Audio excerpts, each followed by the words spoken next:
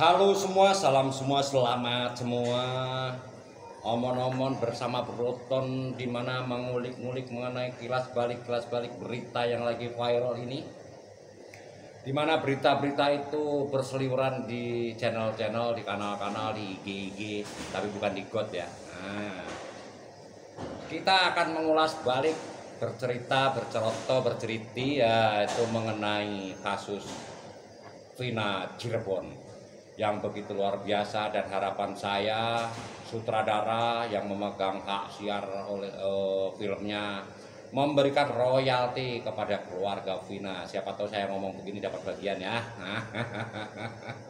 Lumayan lah 2%. Kita urutkan kembali ya bagaimana kasus yang sudah lama, karena kasus itu terjadi pada tahun 2016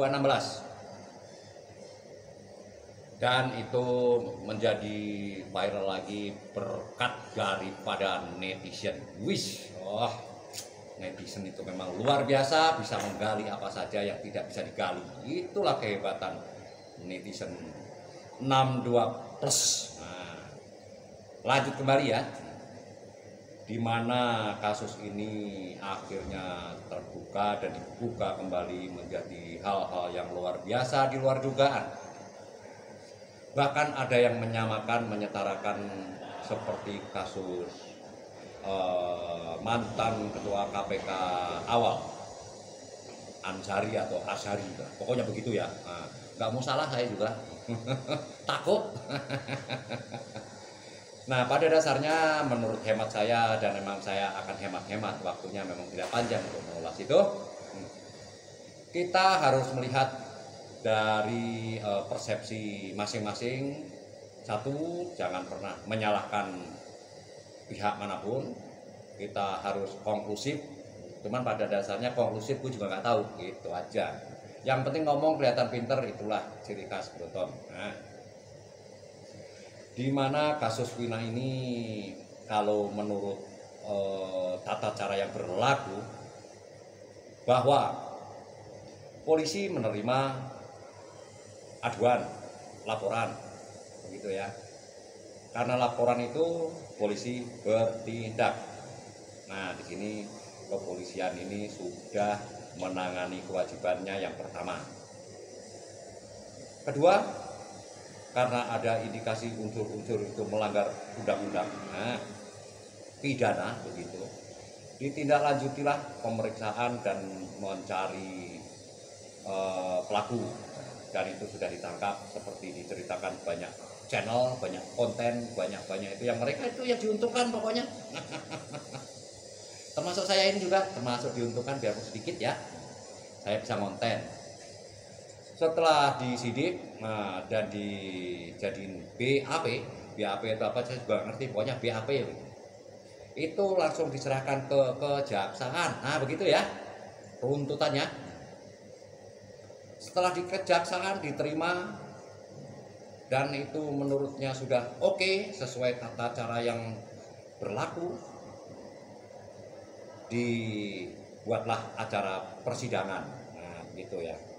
Setelah acara persidangan itu, di persidangan ada hakimnya, dan hakimnya menyidangkan, menanyakan kesesuaian data dan fakta pada waktu itu. Selesai juga, akhirnya diputuskan, divonis, begitu ya.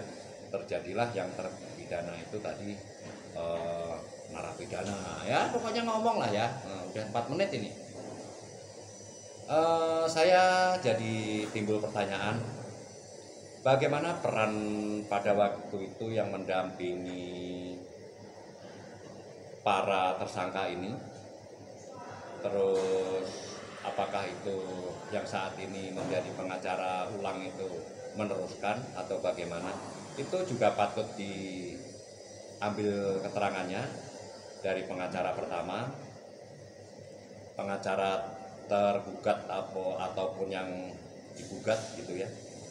Terus bagaimana cara pelaporan itu, di mana menurut berita itu laporan awal kasus kecelakaan atau laka lantas gitu. Dan dengan perkembangan ternyata itu ada unsur-unsur yang katanya pembunuhan, jadilah seperti itu. Nah, menurut berita juga dari penangkapan mereka-mereka itu, pelaku-pelaku itu tidak memakai surat penangkapan. Nah, saya juga tidak mengerti, makanya saya juga tidak ngomong banyak. Sepertinya apakah memang harus diperiksa dari awal seperti itu. Terus pengacara pertama dari para terdakwa ataupun mungkin juga pengacaranya apa itu namanya yang menjadi korban gitu ya. Nah, itu juga patut dicari kesaksiannya, didengar kesaksiannya. Masalahnya kalau hanya dari kesurupan saya rasa tidak bisa dijadikan bukti ya, biarpun memang pada dasarnya ini kasus terbuka berkat kesurupan gitu. Mudah-mudahan jaksa dan lain-lain instansi itu, saya bukan sebut jaksa deh ya, saya ralat ini jaksa ya. Pokoknya instansi yang menangani itu jangan sampai kesurupan. Intinya saya juga tidak mau berlama-lama dalam berkonten ini, takut saya kena ITE begitu ya. Saya hanya omong-omong menjabarkan sedikit apa yang saya tahu, karena memang pada dasarnya saya sok tahu begitu. Berhubung sudah 6 menit, saya akan sudahi omong-omong mengenai cerita Wina Cirebon ini ya. Semoga kasus ini jadi terang benderang, semua terpuaskan. Tapi menurut saya tidak mungkin semua terpuaskan begitu ya. Intinya kita harus mengerti, kita ikutin aturannya. Sekian dulu dari Broton. Senang terus, mau tahu, sip, merdeka. Terima kasih ya, merdeka lagi, merdeka, selalu merdeka bro.